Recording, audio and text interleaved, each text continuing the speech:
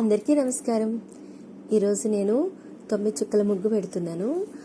చుక్కల మధ్య గ్యాప్ కూడా కరెక్ట్గా పెడితే ముగ్గు చాలా అందంగా కరెక్ట్గా వస్తుంది. లేకపోతే చిన్నగా లేకపోతే పెద్దగా అంత మంచిగా అనిపించదు. ఇది కూడా ఒక రకమైన జామెట్రీ అన్నమాట. దీంతో మనకి బ్రెయిన్ షార్ప్ అవుతుంది. ఆ మెలికలు తిప్పేటప్పుడు కూడా చాలా ఆలోచించి ఏ చుక్క కలపాలన్నది కూడా చాలా సిస్టమేటిక్గా కలిపితేనే ఆ ముగ్గుకి అందం. మన బ్రెయిన్ కూడా చాలా షార్ప్ అయి చురుగ్గా పనిచేస్తుంది. మళ్ళీ మన సాంప్రదాయం ఏమంటే సూర్యుడు ఉదయించక ముందే ఇంటి ముందు ముగ్గు వేసుకోవాలి. ఆ ముగ్గు అది చూడగానే ఎంతో ఆనందం వస్తుంది, లక్ష్మీ కళ వస్తుంది. మళ్ళీ లక్ష్మీదేవి ఆ ముగ్గును చూసి మన ఇంట్లో అడుగు పెడుతుందని మన పూర్వీకులు చెప్తారు. మా చిన్నప్పుడు మా ఇంటి ముందు పేడకల్లాపు చల్లి మంచిగా అంటే ముగ్గుతోనే పెట్టేసేవాళ్ళ ముగ్గులు. ఎంత వాకిలంతా ఇలా పచ్చగా ఉండి దానిపైన తెల్లటి ముగ్గుతో ముగ్గులు పెట్టేవాళ్ళం. దేవుడి గది దగ్గర మాత్రం బియ్యపిండితో పెట్టేవాళ్ళం. పూర్వీకులు మాత్రం మనకి ఏం చెప్పేవాళ్ళంటే గుమ్మం ముందు బియ్యపిండితో ముగ్గు వేస్తే చాలా మంచిది. ఎందుకు మంచిది అంటే అది పక్షులకి ఆహారంగా యూజ్ అవుతుంది, మళ్ళీ చీమలకి వాటికి మనం ఇండైరెక్ట్గా ఫుడ్ పెడుతున్నట్టు అనమాట. మళ్ళీ ఇంకేమంటే మన ముగ్గుకి 4 వైపులా మన బోర్డర్స్ వేస్తాం, అది కూడా చాలా కంపల్సరీ అనేవాళ్ళు. ఇలా పెట్టడం వల్ల నెగిటివ్ ఎనర్జీకి లోపలికి రావాలన్నా కూడా రాలేవన్నమాట.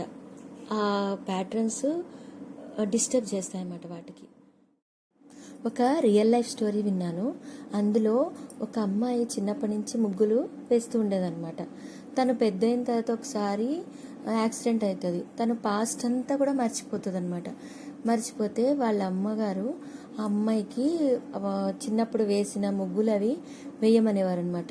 అట్లా వేస్తూ ఉండడం వల్ల ఏమైందంటే అలా వేస్తూ ఉండడం వల్ల తన యొక్క పాస్ట్ నెమ్మదిగా తనకి గుర్తొచ్చేసింది. చూసారా, మన పెద్దవాళ్ళు చెప్పే ఈ చిన్న చిన్న విషయాల్లో ఇంత గుడార్థం ఉంటుందని మనం ఎప్పుడూ అనుకోం కదా. ఇక ఈ ముగ్గు అయిపోతే మేడ మీదకి వెళ్ళి మిరపకాయలు ఎండబెడతానమాట.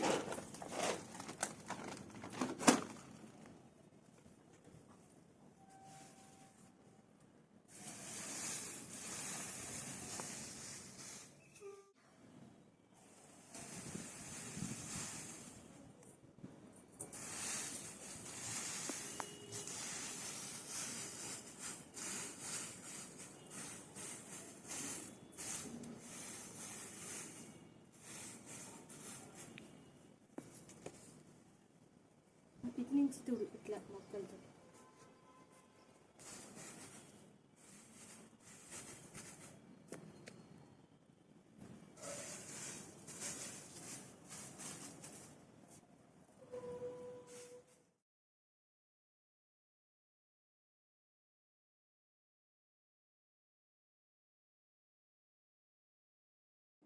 ఎండ ఎంత తీవ్రంగా ఉంది. ఈ ఎండకి మనమే మాడిపోతున్నాం. ఇవెంత మాత్రం గలగలగలమని చక్కగా సౌండ్ వచ్చేటట్టు వెండిపోయినాయి. ఇవన్నీ కిందకి తీసుకెళ్ళి మంచిగా ఒక గిన్నెలో వాటి తొడుమలన్నీ తీసేసి అన్నీ వేసేస్తున్నా. ఇన్ని వలవాలంటే అబ్బా అనిపిస్తుంది, కానీ వాడేటప్పుడు మాత్రం మంచిగా వాడేసుకుంటాం. కానీ సంవత్సరానికి ఒక్కసారి కదా, కొంచెం కష్టపడితే అయిపోతుంది. కానీ వీటికి చాలా టైం పడుతుందేమో అనిపిస్తుంది. పట్టినా సరే కంప్లీట్ చేసేస్తా.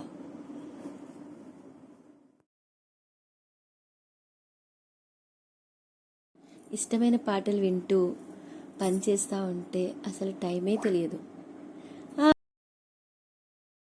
ఆడుతూ పాడుతూ పని చేస్తుంటే అలుపు సలుపేమున్నది.